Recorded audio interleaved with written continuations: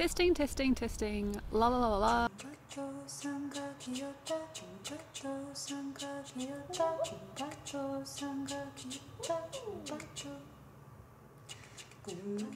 Hi everybody, thank you very much for joining me today. Polina here, talking to you about June. And I'm here in Auckland, New Zealand, and yes, I'm doing this early because I'm not sure if I'm going to get good reception where I'm going, so I thought I'd upload these videos early, so yay, early June videos. Okay, so May was not as it was expected. May is usually a very condensing and a very strong time. It is usually the time for planning, the time for keeping, the time for retention, the time for joy within, not without. And during this particular time, May was more social, it was more flamboyant, it was more bouncy, and it was more fresh. And because this lull, as it was a feminine sign of Taurus, was so up, that means that June will give us something more dense than usually expected from Gemini time. So when we're looking at June, it is not going to be as it were before. It's not going to be the same type of June. This year I feel that June will bring us more closure and more concentration and culture. It will bring us more intensified understanding of ourselves rather than flamboyant feelings, free flow, feeling of youth, feeling of bounty. There's going to be something a little bit more substantial this June, I believe, than there was in the previous years. And I feel because this is a very unusual dynamic between May and June, and then July as well, it'll bring us to a certain type of need. We may feel a need in June to become a lot more than we usually want to be. We might feel a lot more girth in ourselves. We may feel a lot more strength and a lot more power than usually June provides. I also have a feeling that this June isn't really going to be about family, friends and activities. It might actually be about that in the back. But in the front, I feel we're going to have something quite different. I feel that in June, for the personal journey of you and the personal journey of the people around you, there is a distilling time. There is a time to become and finally finalize what you want.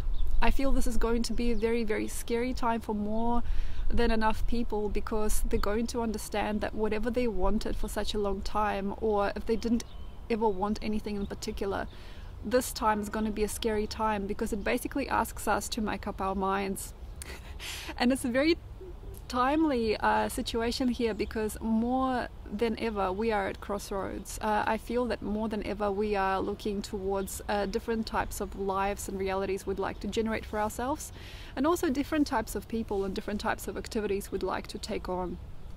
So when you know yourself, this June isn't going to be hard, but if you don't, it is not going to be easy. So when you're looking at yourself in the last few days of May, in the last few days up to the change, probably from the 13th of May till about the 27th of May, if you look at yourself in that window, why didn't you do it? Why didn't you do what you thought you would? Or why did you do things a little bit differently? What made you change your mind? Was there a feeling, I don't deserve this anymore? Or did you feel afraid? Or did you feel like you wanted to do something totally different from what you've been planning for maybe 2 or 3 weeks?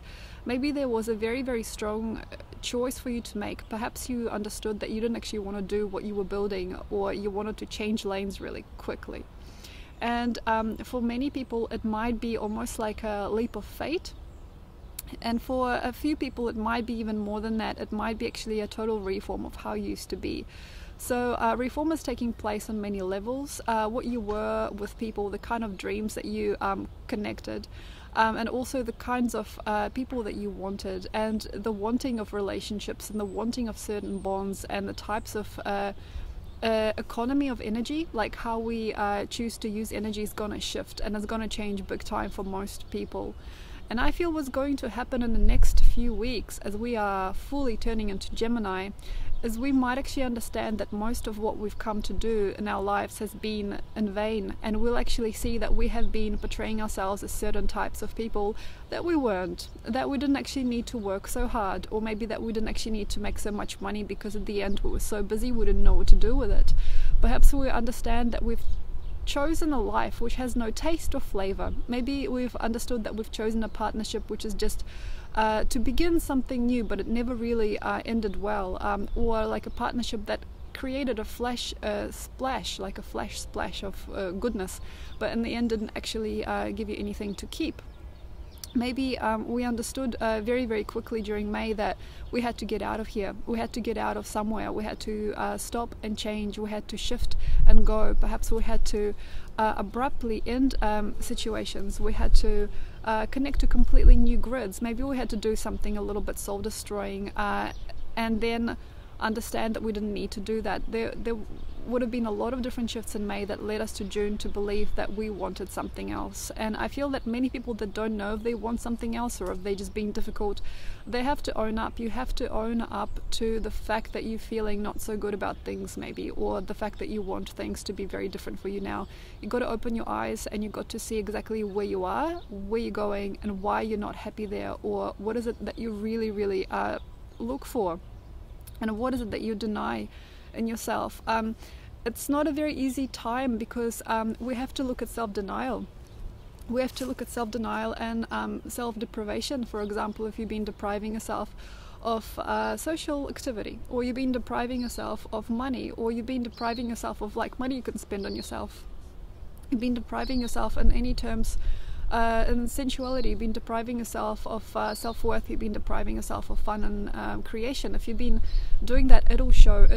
And a lot of people that have been going the way they're going and they have no need to start again, they have no feeling like they could do anything different, don't worry. If you are one of those people that feels that you cannot change, and this is it, and June will show you something you've been missing. June will give you an example of what it could have been, and you might close your eyes and say, I don't want to see how much of the world I've missed out on in my life. I don't want to see what I've been missing. I don't want to see, but it is something that is going to be really beautiful if you just say no to your need to control yourself. You need to control yourself, and you need to be exactly in the box that you've created. So if you've got a box that you created and you said to yourself, you know, I'm a traveler, I'm gonna go everywhere, and there is no need for me to be anything else. That's already a box, even though it sounds free and it sounds really, really prosperous and unusual and creative and fun. Or there could be a box of I will always be single, or there could be a box of I will forever work really hard and connect to hardship all the time. I have to work hard, I have to pull myself together every day.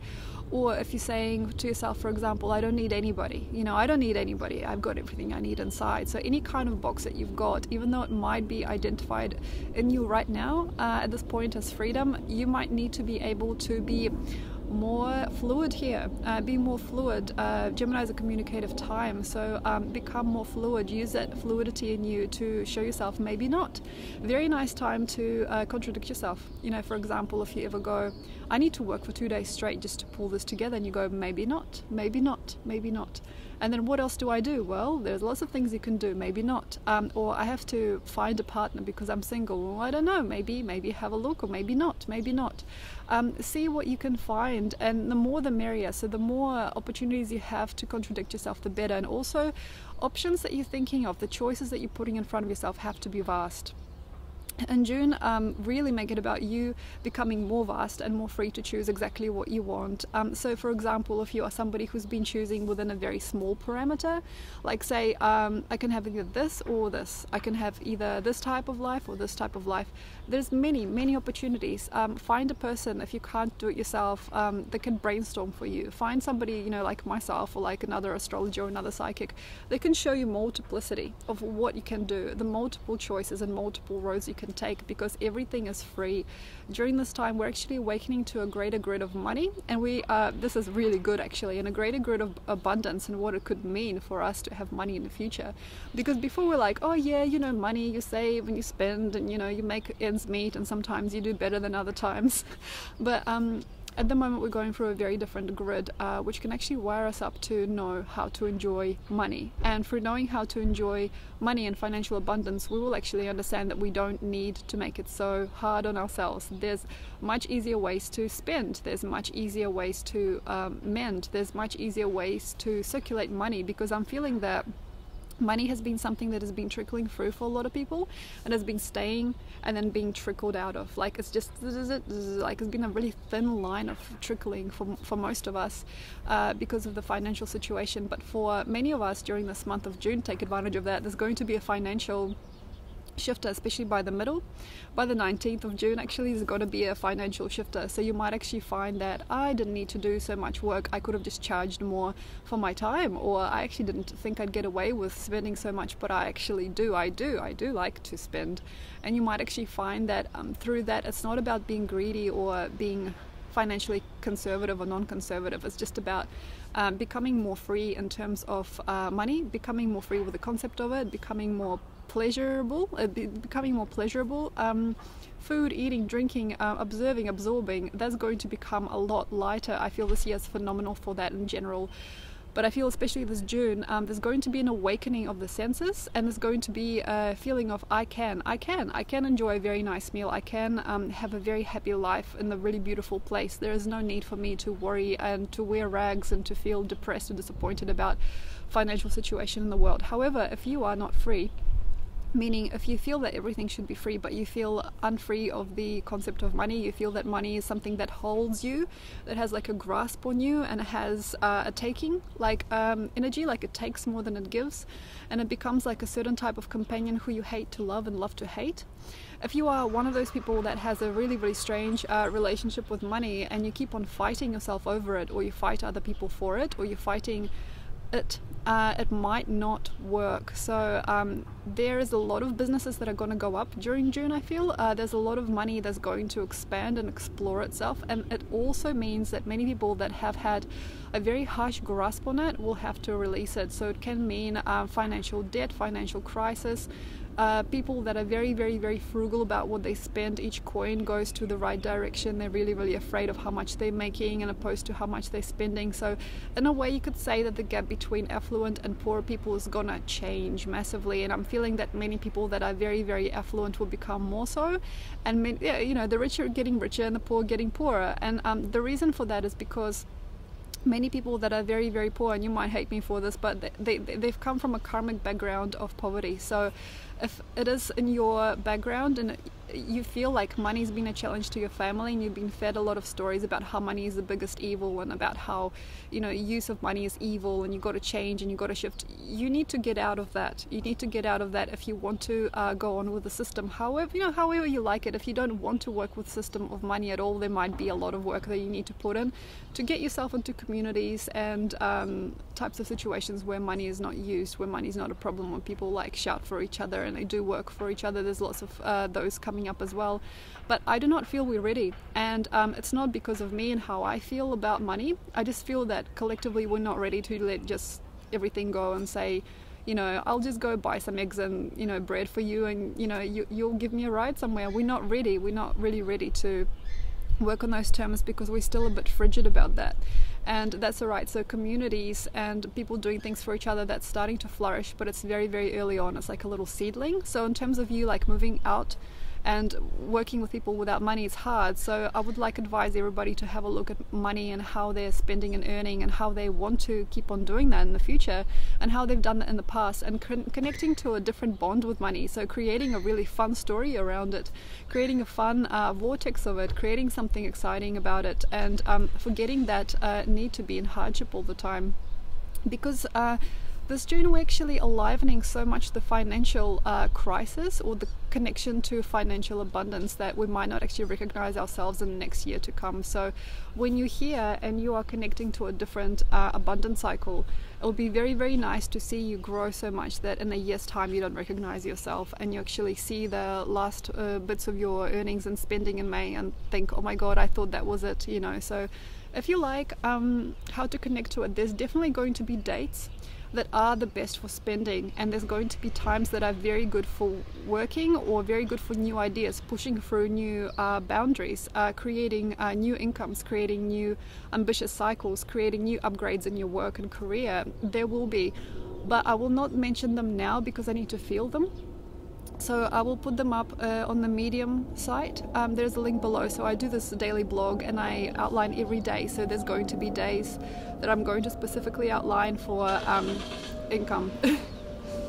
Yeah, there's definitely going to be specific dates that will outline a very interesting window in which you can spend with more freedom and earn with more income, with more opportunity to make more. So keep an eye out for those. And if you'd like to book a reading, or if you'd like to know more about me, please click on the links below and find out. Please click on the links below, and I'll have all my details there. Thank you very much. Hope you have a wonderful June, and I'll see you soon. Bye.